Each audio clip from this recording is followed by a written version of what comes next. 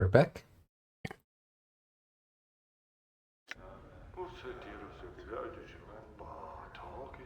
I'm gone.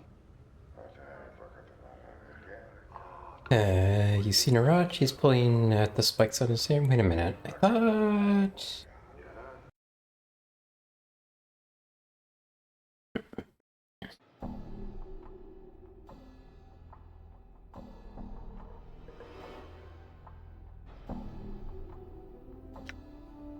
Where are my actual quests here? Talk to Niraj or Emmerich and do what he asks. If you find the sort... Okay, I got mixed up who I was doing what for.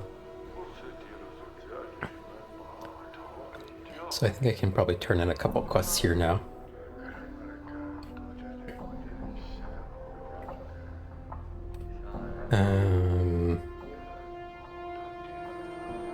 Okay, let's do this one. I spoke to Ferret and discovered where Ferret is getting the bodies he brings to you. So... where do the bodies he brings us come from? They come from the catacombs beneath Sigil. He's taking the bodies you have buried and selling them back to you. When you bury them again, he just digs them up again. So we did a vow to Ferret, which made us more lawful, and now we're telling him the truth, breaking our vow, becoming more chaotic. Emmerich falls silent. He is staring at you with a stony gaze, and you are suddenly struck with the feeling that his eyes are burrowing into your skull. He nods. You've done a service for the dustman. He removes his hands from his sleeves, and then lets his long sleeves drape across the table like a curtain. When he pulls them back, a small lapis lazuli coffin lies upon the table. It's a tiny thing, barely 2 inches wide and 3 inches long. The dustman symbol is engraved on the coffin lid. Pick up the box. As you pick up the coffin, it chirrups, unfolds, and dissolves into a stream of hundreds of copper pieces, which you somehow manage to keep from spilling across the floor of the bar. How all these coins fit into the tiny coffin is beyond you. Thank you, Cass. I must take my leave. Farewell. In knowing the teachings of Zerthamon, I have become Okay, let's see if that, okay, we're still lawful good despite doing that. Endure. In enduring, grow strong. Decon leveled up.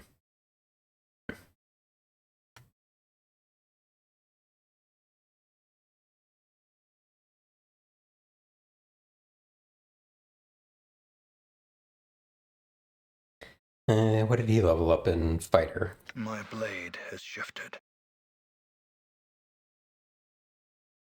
Weapon has changed. So check his weapon here. +1 to armor class, memorize 1 additional first level mage spell, 2 to 9 slash.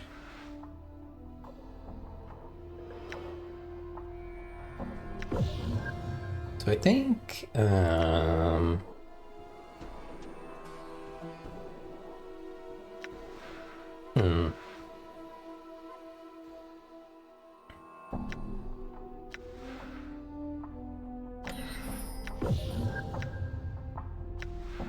think I like having multiple magic missiles on him, and then I can just use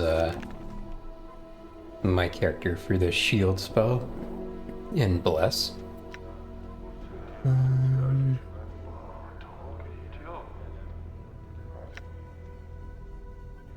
Okay. And I think I guess what I'll do is I'll probably level up mage to 7, and then switch back to fighter and get that to level 6. Seems like a good plan.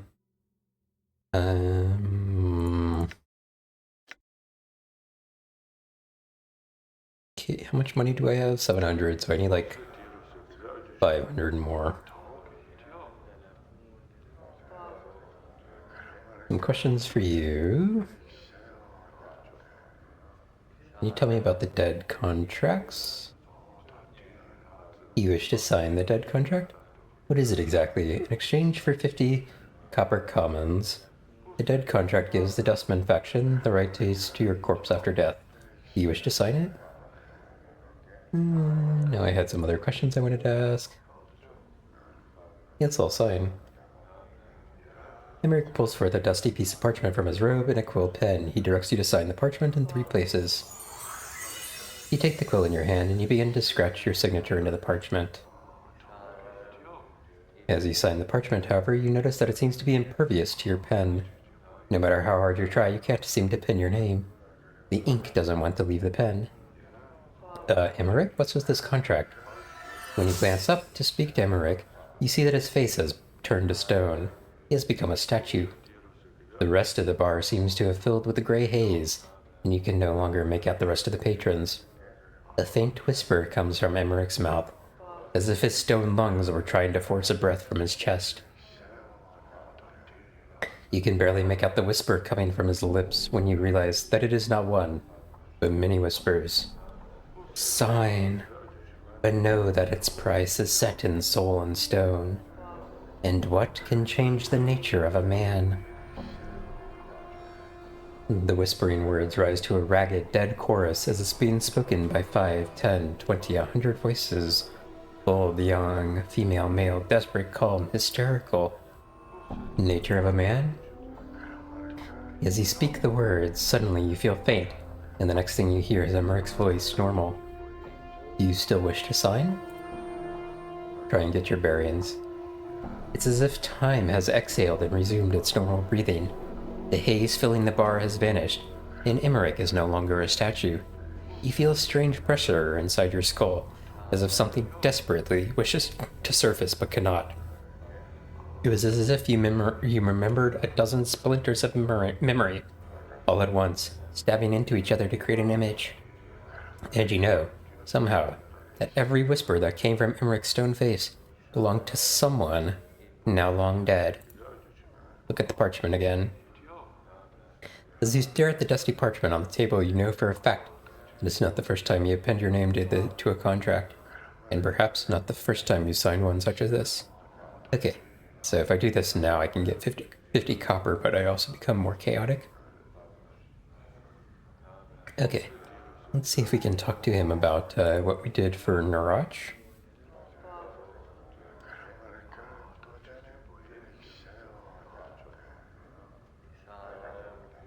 How do I...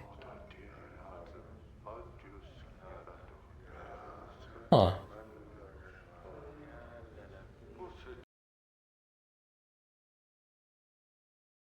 Talk to Narach for Emmerich and do what Narach asks of you. Did I somehow break this?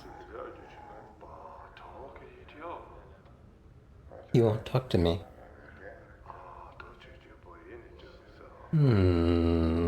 That's annoying.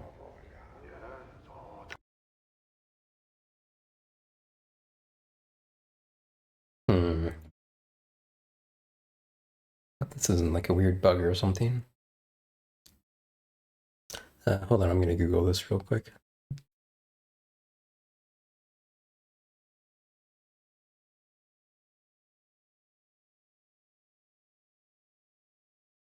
Talk to Norach or Emmerich. Oh, okay. It just didn't. Okay, it's this one. This is what he asked me to do. Okay. Yeah, I got mixed up because Norach had given me a separate quest as well. But I gotta do the, I'm gone. Gotta find the thief as well first before anything else. Done. Okay.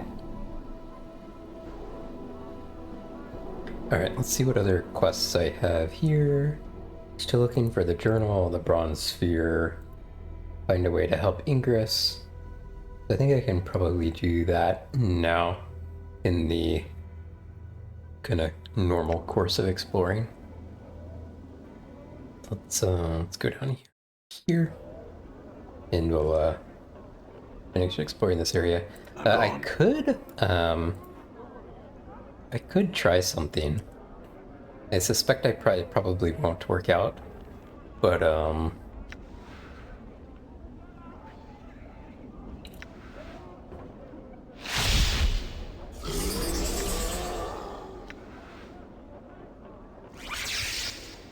Oh. Huh. This was not what I was expecting, but anyway, we can do this first. This panic-stricken young woman runs up to you, breathless, tears streaming down her face. Please, sir, you gotta help me stop 'em. They'll kill each other, they will. What's going on? 'Tis me brother and me lover, they're fightin'. 'Tis just harsh words now, but I just know they'll be bleeding each other in a moment. Help me stop 'em, I beg of you. I'll speak to him right now. 1,000 thanks, blood. They're right over there. I'll return when I've spoken to him. Okay. I'm gone. I assume it's these two people that are yelling at each other. This is one of the two men shouting and waving their weapon at each other. It seems as if any moment they'll leap at each other's throats. Greetings. The man, face reddened from the exertion of hurling curses at his foe, whirls to face you.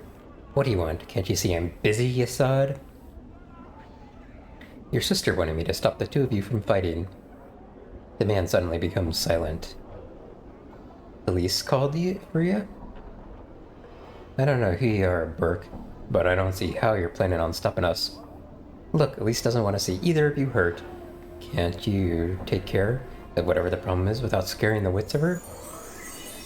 Out of her? The man furrows his brow for a moment, then nods his head. You're right, Cutter. Here I was trying to protect her interests, and then I go and ignore her pleading. Guess I'll work things out with this sod some other way. I just see things that way. Farewell. I'm gone. See if I need to talk to this guy too.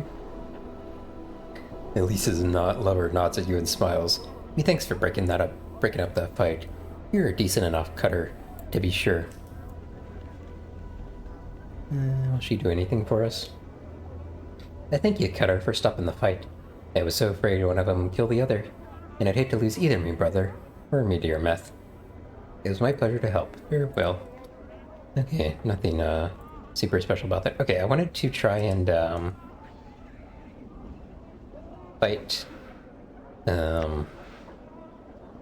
fight this thing. I assume we're just gonna end up I'm gone. dying, but we can try.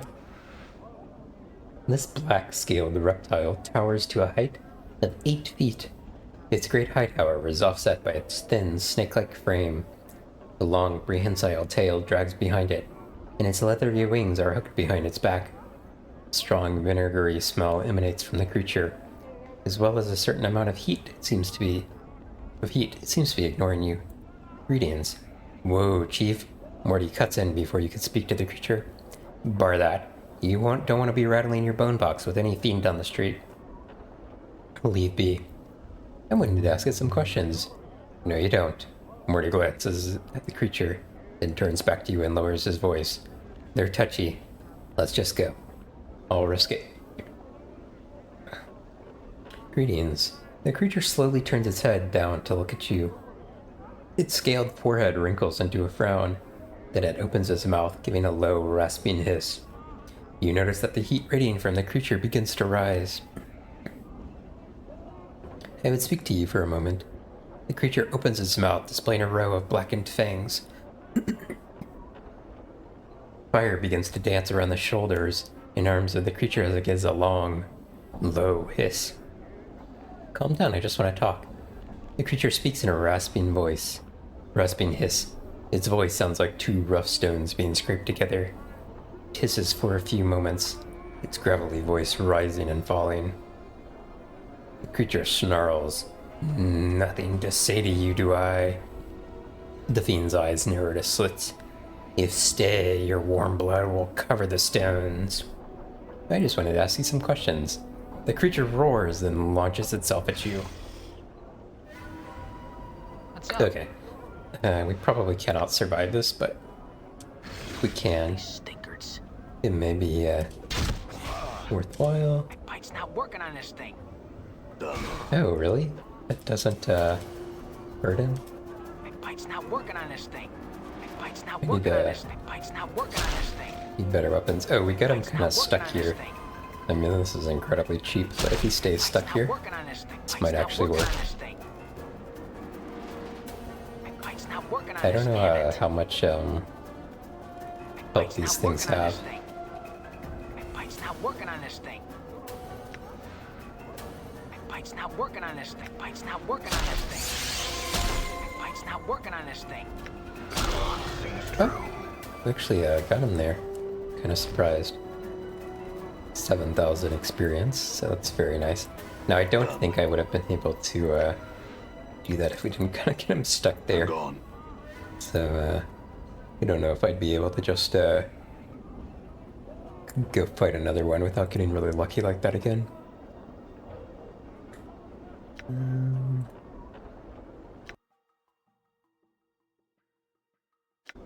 Okay, let's All right. go rest up real quick. I think I can rest here. Yep. Done. 1 second.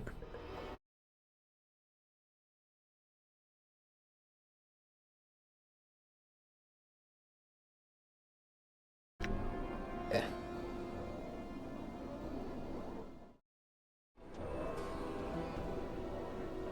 Done. Alright, let's finish exploring this area.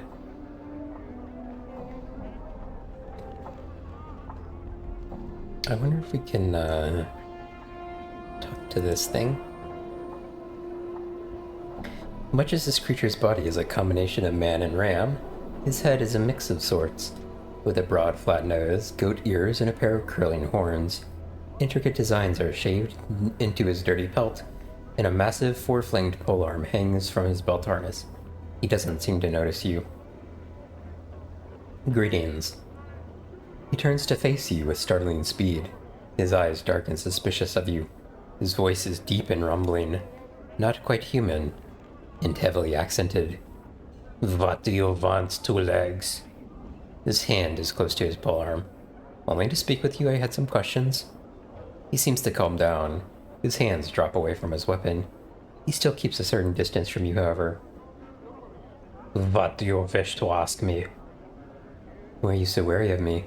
He seems sad for a moment. This place, a wretched, unclean place. It is full of unfriendly, sometimes desperate people. Not the best place for a visiting burrier, two legs. He shrugs. I have business here, though. And so here I am. Visiting? You do not live here? He shakes his head, laughing.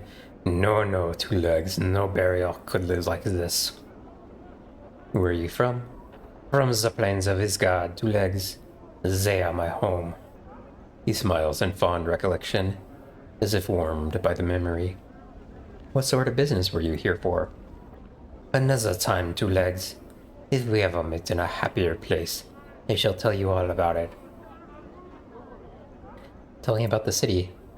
He is silent for a moment, as if waiting for something more from you.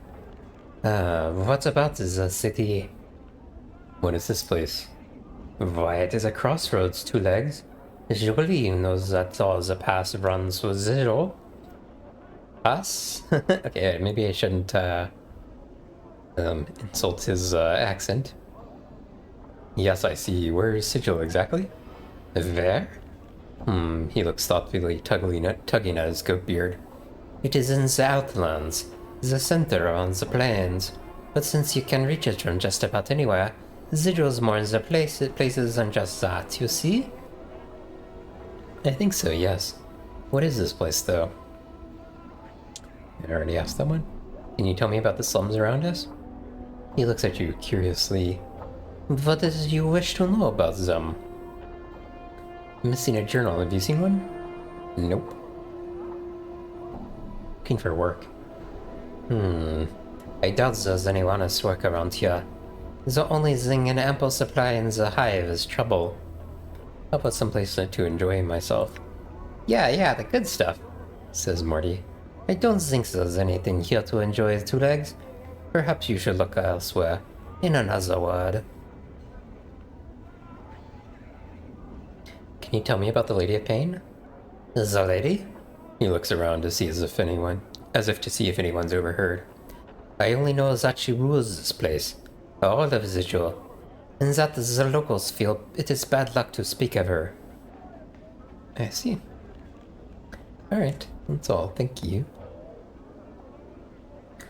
I wonder if these angry hive dwellers will say anything. Nope, doesn't look like it. I thought I saw... Oh yeah, here's another angry hive dweller. Greetings, sir.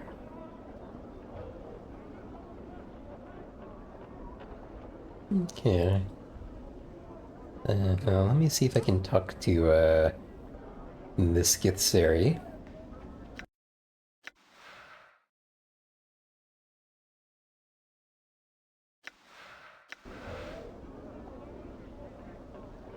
The Gith turns to face you as you approach.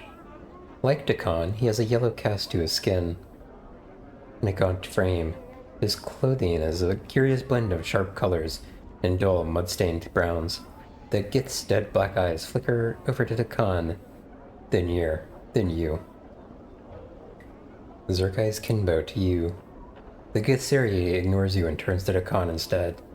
He speaks several clipped words in a strange, low tongue.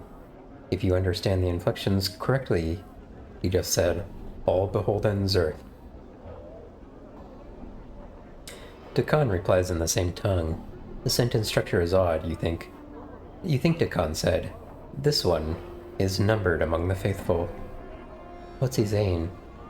The Githsari turns to you as you speak, then turns back to Dakan and speaks again, this time at great length. Try and translate.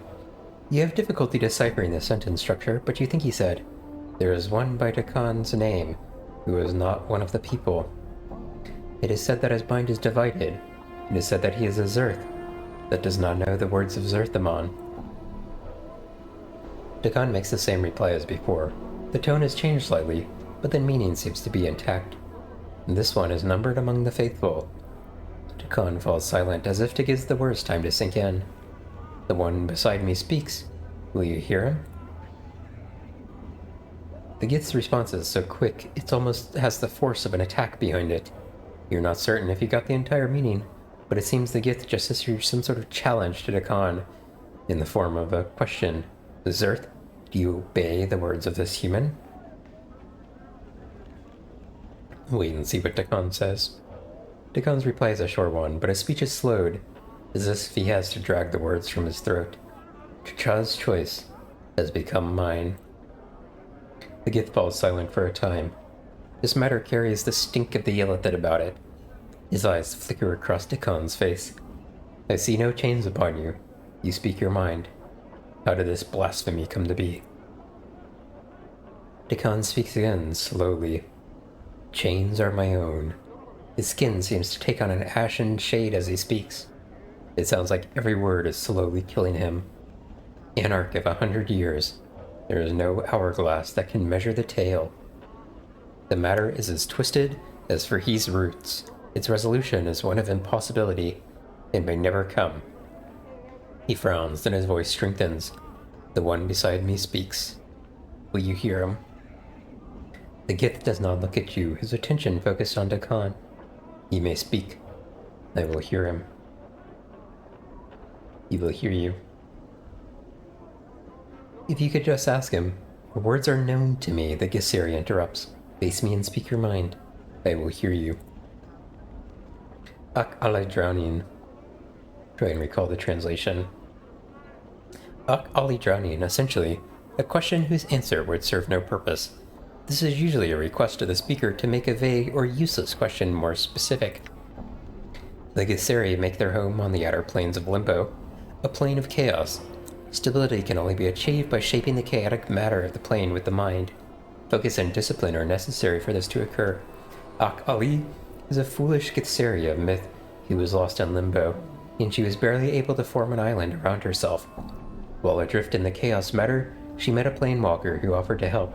Ak Ali asked so many useless and unfocused questions on how to return home, however, that the Isle of Matter dissolved around her, and she drowned in Limbo.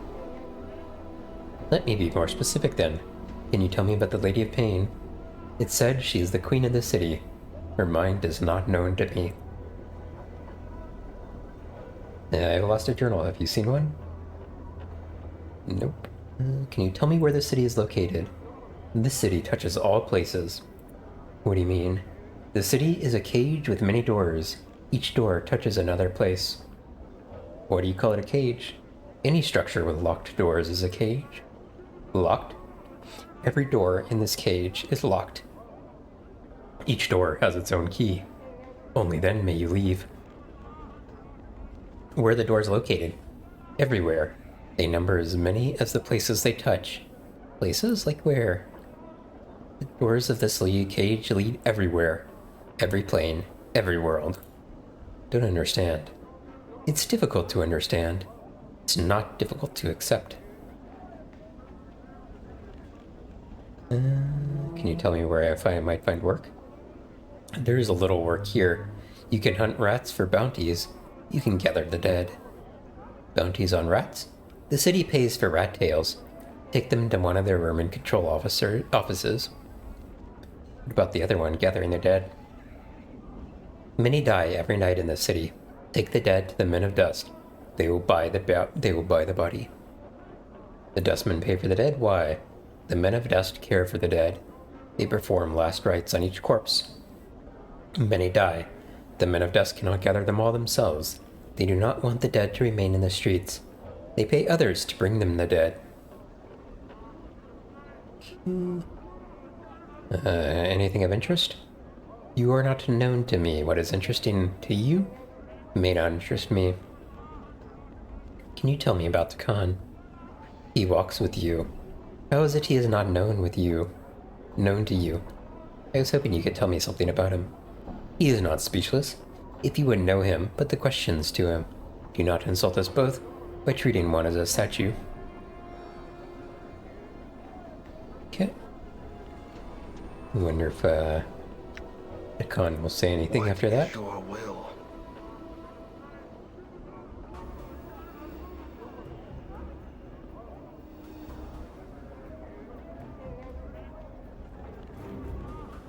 What is T'Chall's choice? Dakan's forehead creases, and his eyes narrow. I would know how you came to know that expression. You spoke it when we met with that Githeri. I would know what you meant by it. It is an expression that knows many meanings. Tell me one of them. T'Chall's choice speaks of one who has no choice in their actions. So when I asked you to speak to the Githeri, you had no choice but to do it? Why?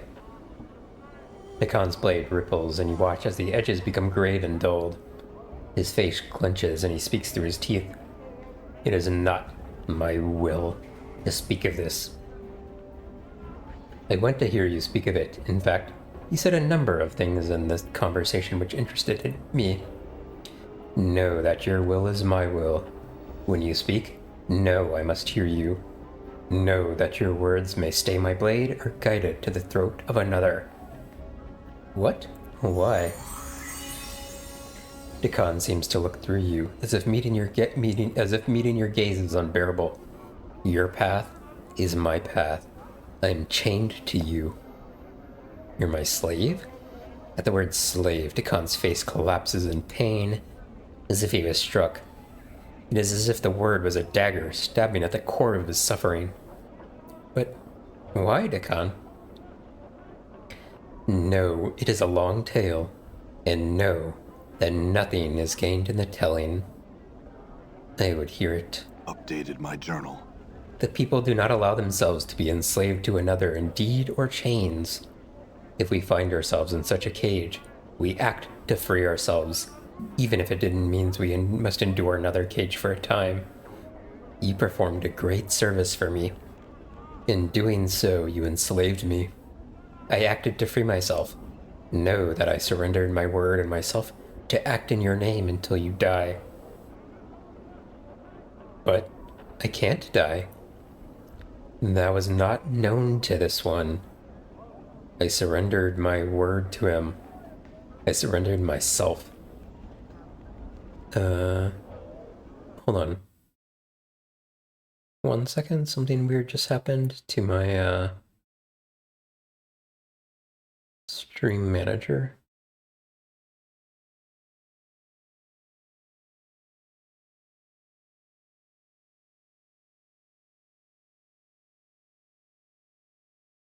Okay. Not sure what happened, but everything seems to be okay. Weird.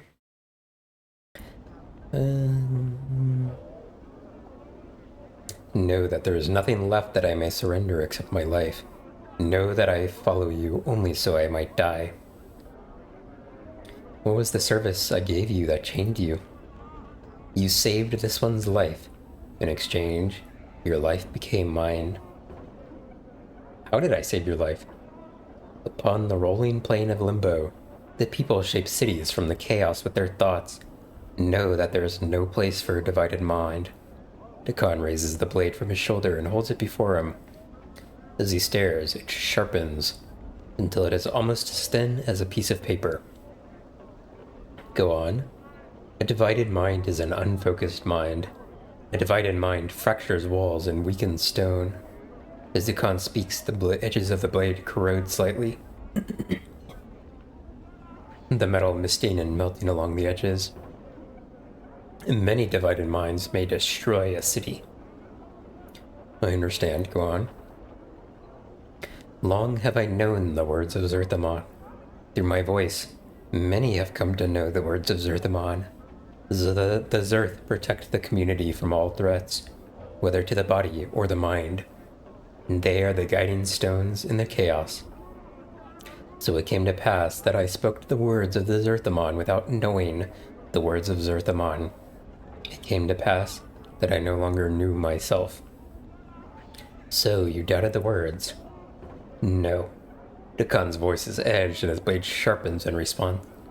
I knew the words, yet it came into my heart that perhaps others did not know the words as Zerthamon knew them. And so division formed. As my mind became two, as my mind became divided, those that looked to me as a guiding stone became divided. Many scores of Githzeri, many hundreds of scores of Githzeri doubted. Shract lore died that day. So those that followed you came to doubt the words as well, and the city was weakened. The enemies of Zerthamon came. Know that their hatred of his words and the people lent their blades strength.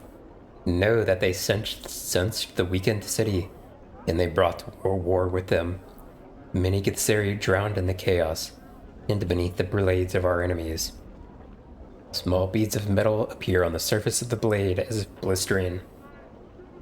No, this happened long ago. What happened to you? As I fell from the walls of Shract lore, know that myself was broken. My blade was missed, my mind divided. I was adrift upon limbo seas, and I wished to drown. I died for days, my mind awash in division. When death finally came to me, it wore your skin and had your voice. Me? You asked that I hear you. As Dakan says the words, your vision bleeds outwards, and a crawling sensation begins to worm its way through the back of your skull. You feel nauseous for a moment, and your vision is suddenly as chaos, smeared, twisted, and you are someplace else, someplace in the past. Everything around you is in turmoil. Your vision is hazy, swirling, dizzying, all at once. There is mist, pockets of fire, islands of mud, stone, and ice-covered rocks swimming through the plain like fish, impacting and dissolving, droplets of water arcing through the howling air and lashing your skin like teeth. You choke back your nausea, and you study yourself. This is the plane of limbo. All is chaos. Nothing is stable. You focus on the dying man that lies before you. It is why you have come to this place.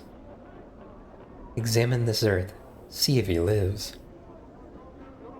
The man is a Githzeri, his body embedded in an earthen pocket that swirls around him. Unconsciously, he has formed a grave from the elements. and through bits of fire and water, and though bits of fire and water lick at his face, he does not respond. His hands are ashen, his cold black eyes focusing on nothing. His emaciated frame speaks of starvation, but you know it is the least of his wounds. It is faith that dealt him the mortal blow. Look for the blade he carries. In his limp left hand, it is a twisted mass of metal, its surface having melted around his hand like a gauntlet. As you watch, it steams and hisses like a diseased snake. The Githseri does not seem to be aware of it, but it is the weapon that has brought you here. 1 second.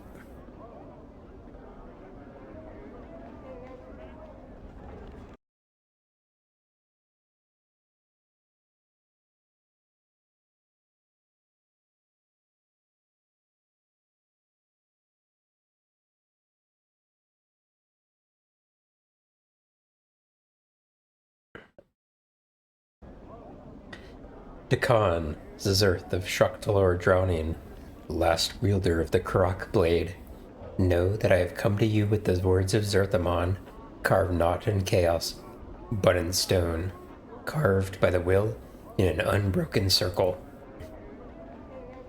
At the word Zerthamon, Dakan's eyes roll in their sockets, and they attempt to focus on you. With effort, he cracks his mouth to speak, but only a dry hiss emerges. You bring forth the stone from your pack and hold it before him so he can see.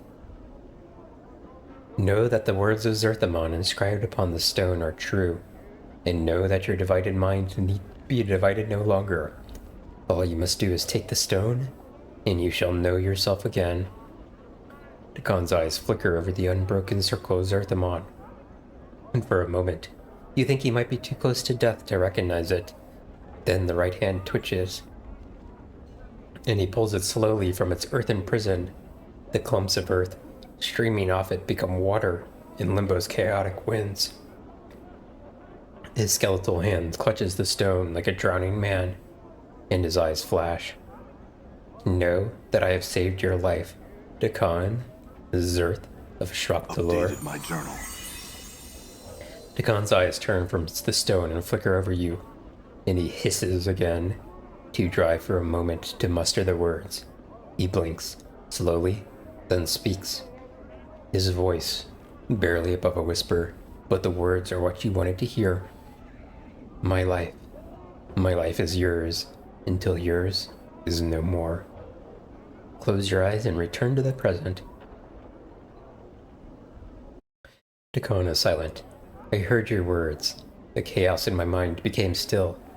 I knew myself again. So you got the circle from me? Updated my journal. Yes.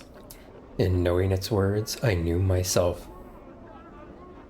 But did it save your life, Dakan, or did it divide you further once you studied the circle?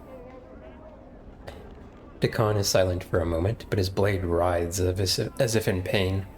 He is slow to speak again, and when he does, his voice is somber. It divided me. Then did I save your life, Dakan? Or did I only add to the pain you already felt? Those words of Zerthamon, they only seem to divide you more. I see it when you pore over the teachings. Dakan is silent. I say that I never saved you, Dakan. I only raised you from near death so that you might die again. If you had died at Shraktalor, then you would have known peace. Your words carry the weight of truth. The death I would have died at Shraktalor, that would have been the last death. Every day I have lived since is a new death. You need serve me no more, Dakan. I never saved your life. I only killed you twice. You owe me nothing. No. Dakan's forehead is creases in pain, and his eyes stare through you. It is not your word that carries weight, and your word will not free me. The word that chains me is mine. The torment is mine. I know in my heart that the chains remain. Words will not free them. Is there any way you can be freed? You must die a final death, yet your path is not death's pass. There is no resolution to this matter. I swear I'll find one, Dakan. I will find one that sets you free. Updated my journal. Dakon's voice becomes ragged, as if he suddenly becomes sick. No, you have added other words to mine. His expression is pained, and his gaze meets yours. Now, you have chained us both. I feel stronger. Level up.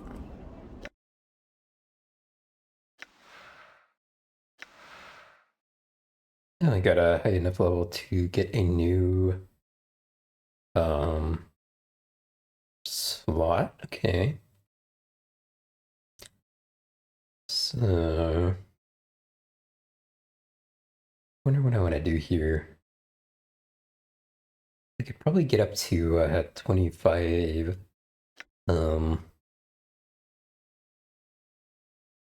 wisdom with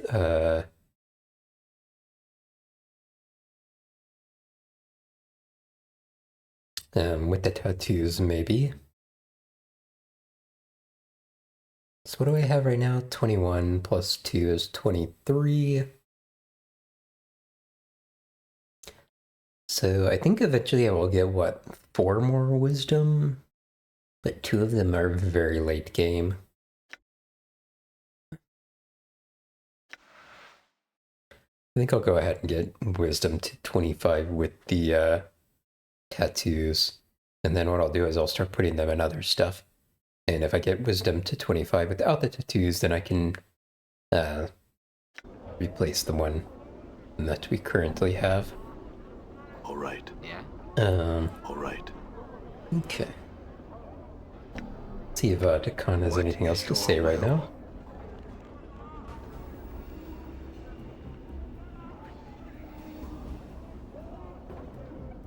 Said I gave you the circle? Ernie said that. Tell me about the other me, the incarnation you knew. What was he like? His gaze travels through you and he falls Updated silently. my journal. Dakan? Know that he was different. Know that the differences were not marked on the skin, nor in the way of the weapon, nor in the attire that cloaked him. Know that he was different in the way of thought, in the means he acted upon his thoughts. His will became substance. Know that he saw others and did not see them. He knew only how they could serve him. His heart was treacherous, and it was cold, and never did its coldness burn him.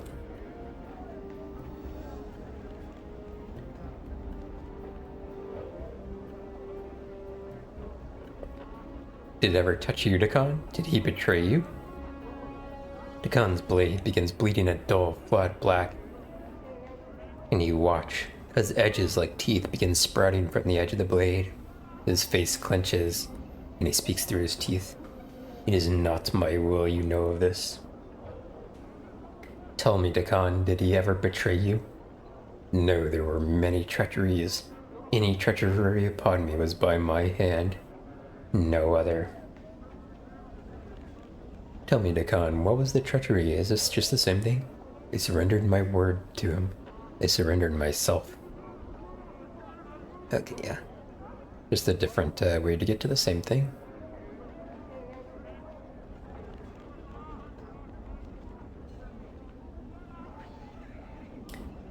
Consider the debt paid. Still no. Okay. What is your will? Let's see. Other questions about the Githsari? I think I've asked those already. Okay, what about Akali drowning? Know this. When Akali drowning is spoken, the speaker is telling you the answer to your question would serve no purpose. Know that it carries the unspoken intent that the question be shaped so that it is more specific. Who is Akali? Upon our home plane of Limbo, we must shape the plane with our minds or the chaos of the plane will devour us. Akali was one of the people who did not know herself. Time came upon her when she lost herself in the chaos of matter of the plane. She knew not how to return to her community, so she shaped a small island with her thoughts and waited. She waited, and waiting, she met a traveler swimming through Limbo's sea. Ak Ali is said to have called out to the traveler to ask the way home. Only one question need she have asked. Know you the way to my home? Yet she asked, what know you of the plane? The traveler knew much, and much of what was said was new to Akali. Her questions grew, feeding upon the answers, until she knew not where she was, and knew not that she must maintain focus. The small island she had shaped dissolved into the chaos matter, and she drowned. It is a lesson that tells the harm in asking without purpose.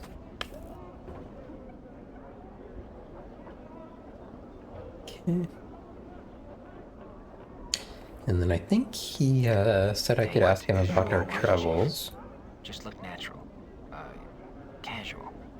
I wanted to ask you about our... actually, hold on, let me check about the teachings first.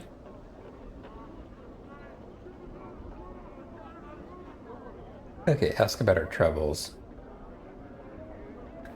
You know where my journal is? Nope. Can you tell me about schedule? Yeah, I think I've already asked this. Yeah. Okay. We've already gone down that route. Okay. All right. Let's check out Quattra's warehouse here.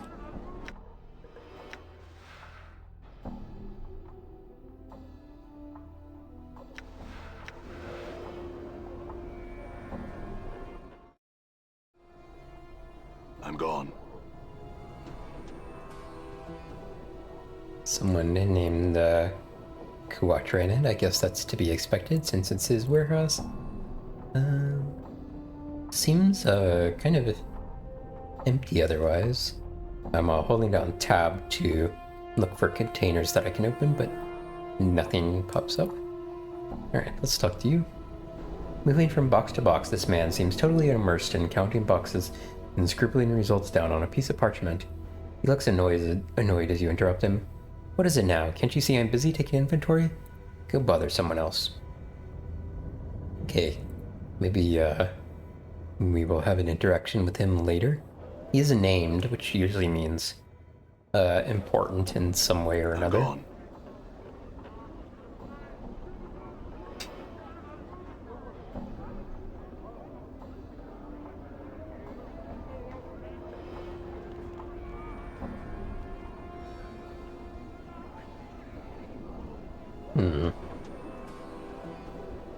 I wonder if this is just going to be a repeat.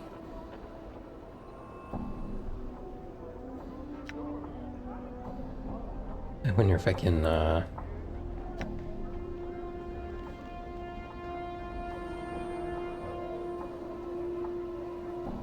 okay, those seem to be like the same conversation. Don't seem to have learned anything new to ask Githseri based on my discussion with Dakan. Okay, let's see if this drunk has anything to say. This man is drunk out of his gourd. He can barely stand there, much less speak to you. He reeks of liquor, vomit, and stale urine. I have some questions. The drunk seems only dimly aware of you speaking to him. He looks about, confused, trying to discover the source of your voice. Shake him to get his attention. Huh? What? He suddenly begins to retch copiously. You hop back to avoid being splattered. You won't be getting anything useful from this disheveled, stench-ridden waste of life. Okay. No.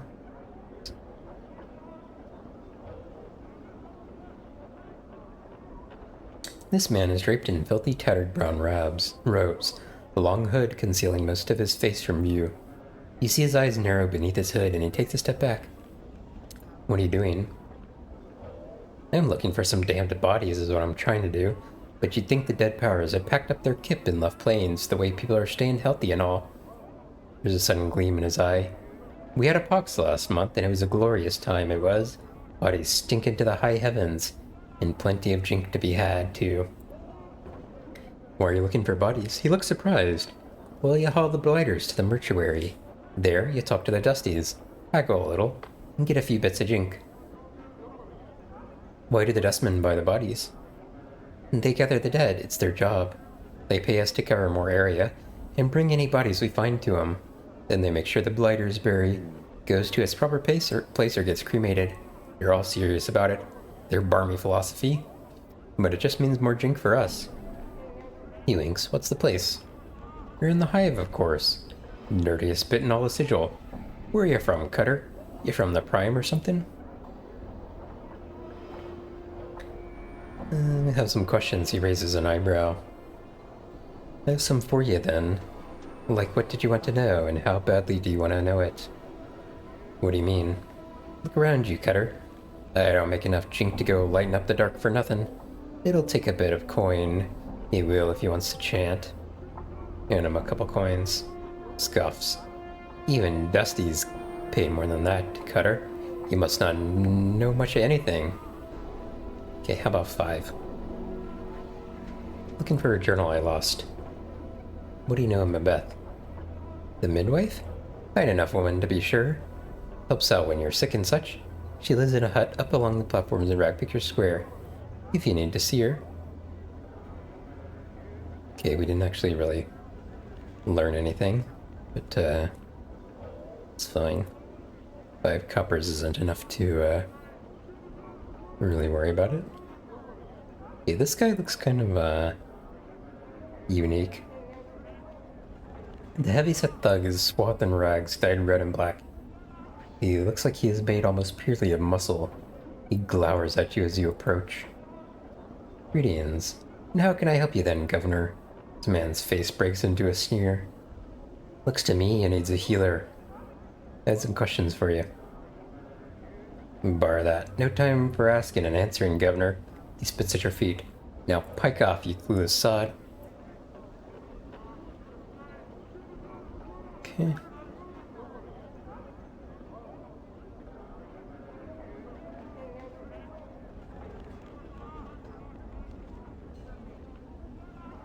Alright, so we got an ad coming up in a couple minutes, and we'll be starting another conversation.